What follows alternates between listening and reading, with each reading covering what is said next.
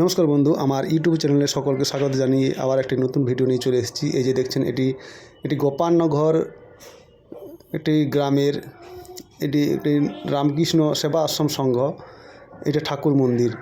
তো খুব বড় একটা মন্দির, অনেক লম্বা, প্রায় 30 ফুটের উপরে আছে, 40 ফুট প্রায়। তো অনেকগুলো জানলা দরজা আছে, সেই জানলা দরজার আমাদের কাজ চলছে এখানে। তো জানলাগুলো দেখতে পাচ্ছেন যে পুরোটায় কাজগুলো হয়ে গেছে, মানে ঝুলানো হয়ে গেছে আর কি। জাস্ট রঙের কাজটা বাকি আছে, এগুলো পালিশের কাজ হবে।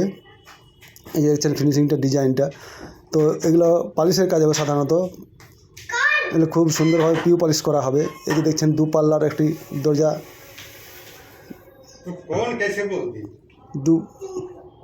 দুপাল্লার দরজা। এই যে দরজাগুলো এবারে পাল্লার কাজ বাকি আছে, এই দরজার পাল্লাগুলো কাজগুলো করা হবে। তো এই যে দরজাগুলো যেখানে যেখানে পাল্লা সেখানে রেখে দেওয়া হচ্ছে, তারপরে ওগুলো ঝুলানোর কাজ হবে। তো প্রতিটা পাল্লা ঝুলানো হয়ে গেলে কিন্তু আমরা ঘষা মাজা করে ওটা পিউ পলিশের কাজ করব। তো প্রায় 13টির মতো দরজার পাল্লা আছে, আর জানলা আছে প্রায় 22-23টি। তো এগুলো কাজ খুব জোরকদমে চলছে আমাদের। তো পুরো ভিডিওটা দেখুন এবং লাইক, শেয়ার, সাবস্ক্রাইব করে আমার পাশে থাকবেন। নতুন নতুন এরকম ধরনের ভিডিও নিয়ে আসি আমি, আর অনেক শিক্ষণীয় ভিডিও থাকে এবং দেখার মতো ভিডিও থাকে।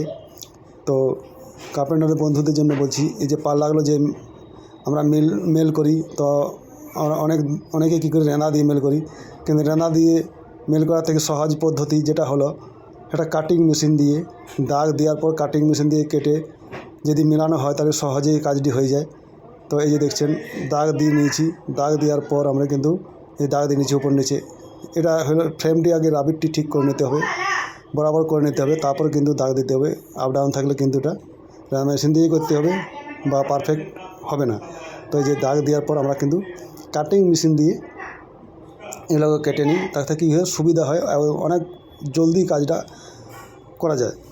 তো এভাবে করবেন, তো এটা খুব ভালো হয়। আর রেঁধা মেরে কী হয়, ওটা অনেকটা সময় লেগে যায় এবং পারফেক্ট জিনিসটা হয় না। এবং রাবিটের যে বাঁক টেড়গুলো থাকে ওগুলোকে কেউ হয়তো ঠিক করে না, আর এটা বাঁক টেড়গুলো ঠিক করতে হবে, তারপরে কিন্তু এটা করতে হবে। তো বাঁক টেড়গুলো ঠিক করার পর যদি পাল্লাটা করা হয়, তাহলে পাল্লাটা দেখতে সৌন্দর্য অনেক গুণ বেড়ে যায়। তার জন্য বলবো যে পাল্লাটাকে ঝুলবার আগে রাবিটটাকে সোজা করে কেটে নিতে হবে, যদি বাই চান্স আপ ডাউন থাকে, আর না থাকলে কোনো অসুবিধা নেই। তো এই যে দুপাল্লাটা ঝুলিয়ে নিয়েছি, দেখছেন প্রতিটা পাল্লা কিন্তু আমরা ঝুলিয়ে নিয়েছি, 4টি করে কবজা দিয়েছি, যাতে করে কোনো দিন ঝুলে না যায় এবং খোলাপড়া করতে সুবিধা হয়। আর একটা জিনিস কি না, এইসব ক্ষেত্রে কি হয়, অনেক সময় পাল্লা লেগে যায় বা কমা বাড়া হয়, এটা আবহাওয়ার একটা গুণ। তো এটা ঘাবড়াবার কিছু নেই, এটা রং করার পর কিছুদিন বাদে ঠিক হয়ে যায়।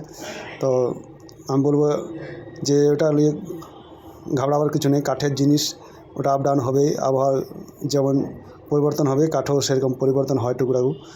তো প্রথম দিকে এটা হবে, তারপরে রং করার পর এটা এতটা হবে না, একবার ঠিক করার পর আর ওটা এতটা কিছু হয় না, বরাবর ওটা একই রকম থেকে যায়। তো এই যে পাল্লাগুলো ফিনিশিং দেখছেন, রাবিটটা পুরো বসে গেছে, কোথাও ফাঁক নেই। তো পাল্লাগুলো ঝুলাবার সময় দেখে নিতে হবে যে কোথাও ফাঁক আছে কি না। তো এইভাবে পুরোটা পাল্লা ঝুলিয়ে, প্রতিটা পাল্লাকে ঝুলিয়ে আমি ফিটিং করার পর খুলে নেব, খোলার পর ঘষা মাজা করে ওটাকে কাজ শুরু করব আমি পিউ পলিশের। তো পিউ পলিশের ভিডিও আমি নেক্সট পার্টে দিয়ে দেবো। ততক্ষণের জন্য থ্যাংক ইউ।